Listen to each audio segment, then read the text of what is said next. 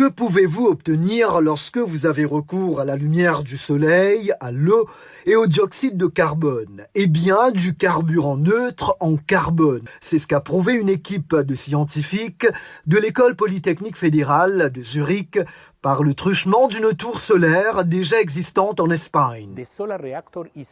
Ce réacteur solaire est situé au centre de ce concentrateur solaire. Dans le réacteur solaire, nous avons un processus thermochimique en cours, séparant l'eau et le CO2 et produisant du gaz synthétique. Cette réaction, qui est hautement endothermique, nécessite une température très élevée et nous fournissons cette énergie en concentrant le rayon solaire par un facteur de 3000.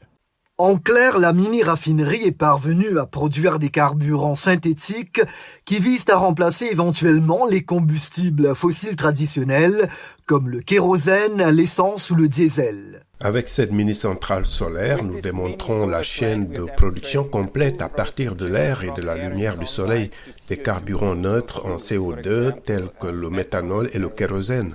Les carburants synthétiques et liquides libèrent autant de CO2 qu'ils en absorbaient auparavant dans l'air. C'est ce qui les rend neutres en carbone. La compagnie Synhelion veut étendre la technologie de production de carburants solaires à l'échelle industrielle. Notre objectif est de mettre en service d'ici 2025 la première usine commerciale de combustible solaire à grande échelle avec une capacité de production d'environ 10 millions de litres de méthanol par an. La firme travaille avec la compagnie aérienne Swissair pour produire du carburant neutre en carbone. La production de carburéacteurs solaires va démarrer dès l'année prochaine.